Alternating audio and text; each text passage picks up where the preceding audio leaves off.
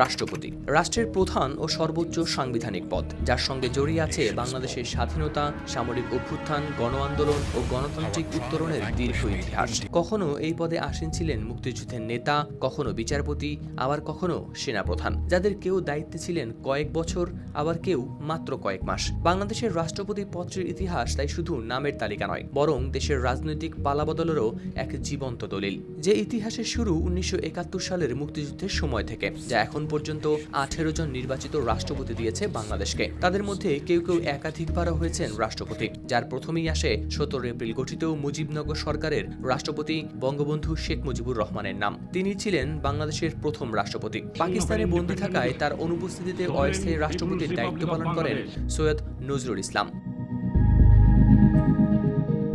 স্বাধীনতার পর 1972 সালের জানুয়ারিতে রাষ্ট্রপতির দায়িত্ব নেন বিচারপতি আবুদ সাইদ চৌধুরী। তিনি স্বাধীন বাংলাদেশের প্রথম রাষ্ট্রপতি। বিচারপতি হওয়ার পাশাপাশি তিনি ঢাকা বিশ্ববিদ্যালয়ের উপাচার্য, পররাষ্ট্রমন্ত্রী এবং যুক্তরাজ্যে বাংলাদেশের হাই কমিশনার হিসেবেও করেছেন দায়িত্ব পালন। তার পদত্যাগের পর দায়িত্বে আসেন মোহাম্মদুল্লাহ। 1975 সালে রাজনৈতিক ব্যবস্থা বদলে আবার রাষ্ট্রপতি হন শেখ মুজিবুর রহমান। কিন্তু একই বছরের 15 আগস্ট তার হত্যাকাণ্ডের পর ক্ষমতার সমীকরণ পুরোপুরি পাল্টে যায়। রাষ্ট্রপতি হন খন্দকার মোশতাক আহমেদ। তিনি ছিলেন অঘোষিত রাষ্ট্রপতি এবং তিনি নিজেই নিজেকে রাষ্ট্রপতি হিসেবে ঘোষণা করেন। তবে মাত্র 83 দিনের মাথায় আবার আসে পরিবর্তন।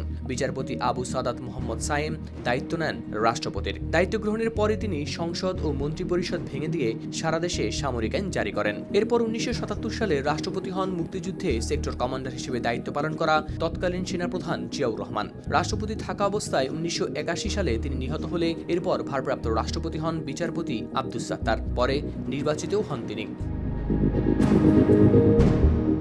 কালার এক্সপার্ট ডার্ক স্যাপ এবং মাইল্ড অন হ্যান্ডস টেকনোলজি সমৃদ্ধ অরিক্স অ্যাডভান্স ডিটারজেন্ট পাউডার, আপনার লন্ড্রি এক্সপার্ট। 1982 সালে সামরিক অভ্যুত্থানের মাধ্যমে ক্ষমতা দখল করেন সাবেক সেনাপ্রধান হুসেইন মোহাম্মদ এরশাদ। প্রথমে রাষ্ট্রপতি করা হয় বিচারপতি AFM আহসান উদ্দিন চৌধুরীকে, পরে নিজেই রাষ্ট্রপতির দায়িত্ব নেন এরশাদ। দীর্ঘ আন্দোলনের মুখে 1990 সালের 6 ডিসেম্বর পদত্যাগ করতে হয় তাকে। এরপর অস্থায়ী রাষ্ট্রপতি হন প্রধান বিচারপতি শাহাবুদ্দিন আহমেদ। তার তত্ত্বাবধানে নির্বাচনের পরে দেশে আবার ফিরে আসে সংসদীয় গণতন্ত্র। ফলে সংসদ সদস্যদের দ্বারা পরোক্ষ নির্বাচন পদ্ধতিতে নির্বাচিত হয় রাষ্ট্রপতি। 1991 সালের আগে যা নির্বাচিত হতো সরাসরি জনগণের ভোটে।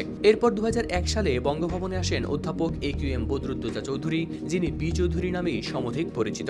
2002 সালে তার পদত্যাগের পর কিছু সময় ভারপ্রাপ্ত রাষ্ট্রপতি ছিলেন 2 দফা বাংলাদেশ জাতীয় সংসদের স্পিকার হিসেবে দায়িত্ব পালন করা জমির উদ্দিন সরকার। এরপর রাষ্ট্রপতি হন ইয়াজউদ্দিন আহমেদ।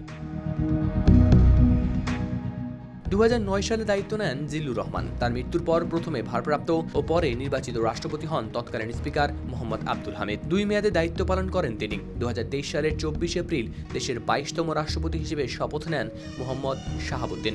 2024 সালের জুলাই গণ অভ্যুত্থানের পর তিনি রাজনৈতিক চাপের মুখে পড়েন এবং 2026 সালের 24 জুলাই পদত্যাগ করেন। এরপর থেকেই ভারপ্রাপ্ত রাষ্ট্রপতি হিসেবে দায়িত্ব পালন করছেন হাফিজ উদ্দিন আহমেদ। বাংলাদেশ বর্তমানে আছে দেশের 23তম রাষ্ট্রপতির অপেক্ষায়। আগামী 20 আগস্টের নির্বাচনের পরেই দেশ পাবে নতুন রাষ্ট্রপতি। মুক্তিযুদ্ধের অস্থায়ী সরকার থেকে শুরু করে সামরিক শাসন, গণ আন্দোলন ও সংসদীয় গণতন্ত্র, বঙ্গভবনের প্রতিটি পালাবদলের সঙ্গে জড়িয়ে আছে বাংলাদেশের রাজনৈতিক ইতিহাসের এক একটি গুরুত্বপূর্ণ অধ্যায়। তাই বাংলাদেশের রাষ্ট্রপতিদের তালিকা আসলে শুধু কয়েকটি নাম নয়, এটি রাষ্ট্রের 5 দশকেরও বেশি সময়ের ক্ষমতা ও পরিবর্তনের ইতিহাস।